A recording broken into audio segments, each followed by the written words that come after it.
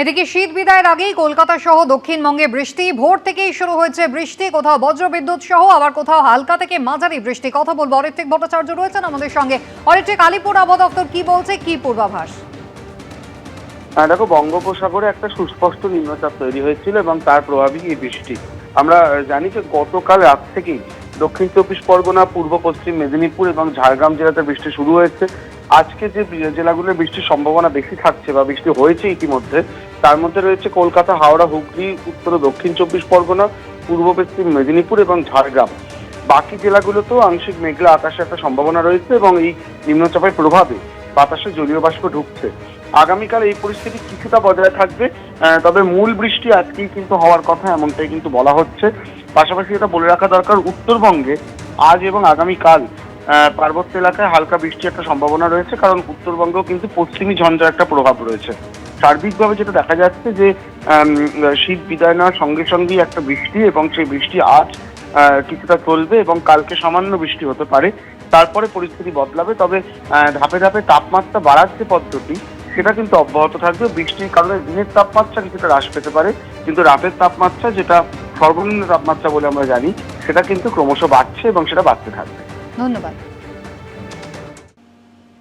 দুয়ারে বিধানসভা ভোট, আর ভোটের আগে রাজ্যবাসীর উদ্দেশ্যে খোলা চিঠি দিলেন প্রধানমন্ত্রী, যেখানে পশ্চিমবঙ্গবাসীর উদ্দেশ্যে শুধু বার্তাই নয়, ফের পরিবর্তনের ডাক দিলেন নরেন্দ্র মোদী। আর এই নিয়ে পাল্টা আক্রমণ শানাতে ছাড়েনি তৃণমূল। আর কয়েকটা মাস, তারপর বিধানসভা ভোটে লাইনে দাঁড়াবে পশ্চিমবঙ্গের মানুষ। একদিকে ক্ষমতা ধরে রাখার লড়াই, অন্যদিকে ক্ষমতা দখলের। একসময় যে মমতা বন্দ্যোপাধ্যায় পরিবর্তনের ডাক দিয়েছিলেন, আজ তিনি স্থিতাবস্থা চাইছেন। উল্টো থেকে পশ্চিমবঙ্গের ক্ষমতা দখল করতে চাইছেন নরেন্দ্র মোদী, অমিত শাহ। আর মরিয়া লড়াইয়ে নেমে সিপিএম কংগ্রেস দাবি করছে ওপরে মোদী মমতার লোক দেখানো লড়াই, আর তলায় ম্যাচ ফিক্সিং। এই আবহেই ভোটমুখী পশ্চিমবঙ্গে রাজ্যবাসীর উদ্দেশ্যে খোলা চিঠি দিলেন নরেন্দ্র মোদী, যেখানে পশ্চিমবঙ্গবাসীর উদ্দেশ্যে শুধু বার্তাই নয়, ফের দিলেন পরিবর্তনের ডাক।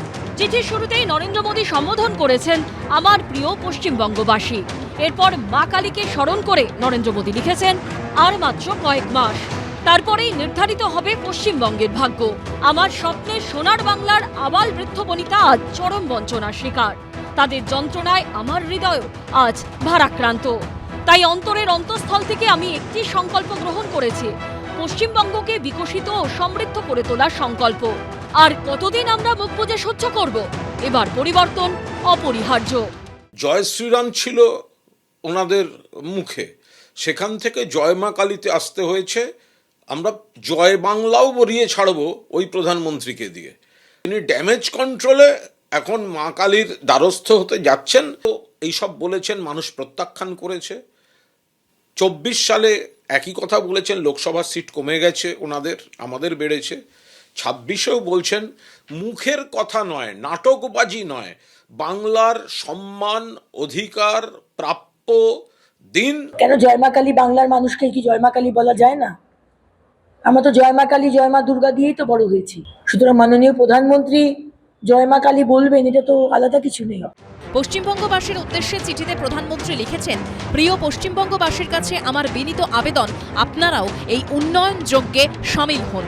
আপনাদের সেবা করার একটি সুযোগের জন্য আমি অধীর আগ্রহে অপেক্ষা করছি। এমন একটি সুযোগ যেখানে কবিগুরুর ভাষায় চিত্ত যেথা ভয় শূন্য, উচ্চ যেথা শীত।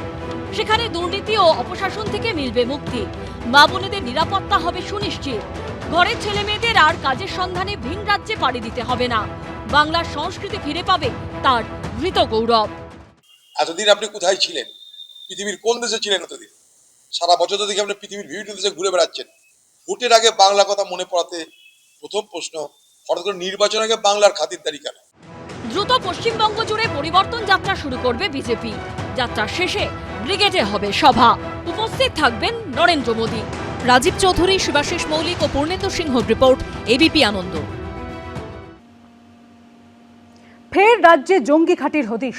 দিল্লি পুলিশের জালে ধরা পড়া জঙ্গি মডিউলের সূত্রে বেরিয়ে এলো কেঁচো খুঁড়তে কেউটে। সূত্রের খবর, কলকাতার উপকণ্ঠে 2টি বাড়ি ভাড়া নিয়ে নাশকতার ছক কষছিল সন্দেহভাজনরা।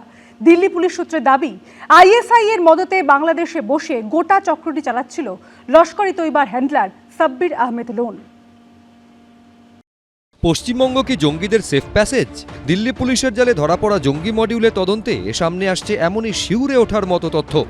গোয়েন্দা সূত্রে দাবি, কলকাতা সংলগ্ন এলাকায় কোনো এক ভাড়া বাড়িতে বসেই করা হচ্ছিল বড় সড় নাশকতার ছক। মালদার বাসিন্দা সন্দেহভাজন জঙ্গি উমর ফারুকের সঙ্গে সরাসরি যোগ ছিল লস্কর ই তৈয়বার হ্যান্ডলার বাংলাদেশের শাব্বির আহমেদ লোনের। রবিবার পশ্চিমবঙ্গ ও তামিলনাড়ু থেকে জঙ্গি যোগের অভিযোগে গ্রেফতার করা হয় 8 জন সন্দেহভাজনকে। দিল্লি পুলিশের দাবি, লস্কর ই তৈয়বার হ্যান্ডলার বাংলাদেশের বাসিন্দা শাব্বির আহমেদ লোনকে মদত যোগাচ্ছিল পাক গুপ্তচর সংস্থা ISI। এমনকি মালদার উমর ফারুককে অস্ত্র কেনার জন্য টাকা পাঠানোর প্রস্তাবও দেয় লস্কর ই তৈয়বার হ্যান্ডলার শাব্বির। এমনটাই খবর দিল্লি পুলিশ সূত্রে। শাব্বির আহমেদ লোন যে বাংলাদেশে রয়েছে, ওমর ফারুক যাকে মালদা থেকে গ্রেপ্তার করা হয়েছে সে সহ পশ্চিমবঙ্গের যে 2 জন এবং তামিলনাড়ু থেকে যে 6 জনকে ধরা হয়েছে, তারা প্রত্যেকে এই কিন্তু কাজ করছিল তার কথাতেই। এটাও জানা যায় যে বাংলাদেশ থেকে বসে এই শাব্বির আহমেদ লোন টাকা পাঠাচ্ছিল যাতে তার কথা অনুযায়ী চলে, এবং টাকা পাঠানোর কথা ছিল যাতে অস্ত্র তারা দিতে পারে। এখানেই শেষ নয়, ভারত বিরোধী একাধিক কার্যকলাপের ছক ছিল ওই 8 জনের দলের। এমন একাধিক চাঞ্চল্যকর তথ্য তদন্তকারীদের হাতে উঠে এসেছে। দিল্লি পুলিশ সূত্রে দাবি, দিল্লি মেট্রো স্টেশনের বাইরে উস্কানিমূলক পোস্টার লাগানোর পাশাপাশি কলকাতায় মেট্রো স্টেশনের বাইরেও পোস্টার লাগানোর পরিকল্পনা ছিল ধৃতদের। পোস্টার PDF করে পাঠানো হয়েছিল বাংলাদেশ থেকে, যা ছাপানো হয় কলকাতায়। তদন্তকারীরা জানতে পেরেছেন ওই সন্দেহভাজনরা 8,000 টাকার 2টি ঘর ভাড়া নিয়েছিল কলকাতা সংলগ্ন এলাকায়। পাশাপাশি দিল্লি পুলিশ সূত্রে দাবি করা হয়েছে, ISI ও বাংলাদেশের জঙ্গি সংগঠনের সহায়তায় বড় কোনো সন্ত্রাসী কার্যকলাপের পরিকল্পনা ছিল ধৃতদের। পশ্চিমবঙ্গ হচ্ছে জঙ্গিদের নিরাপদ আস্তানা। যে দায়ী সে হচ্ছে রাজ্যের শাসক দল।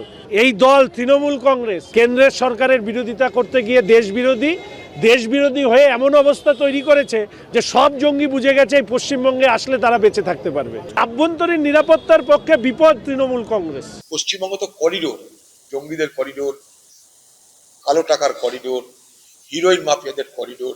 জঙ্গিরা মনে করে যে এ বাংলা তাদের জন্য সেফ হেভেন হবে। এটা চিন্তার বিষয়।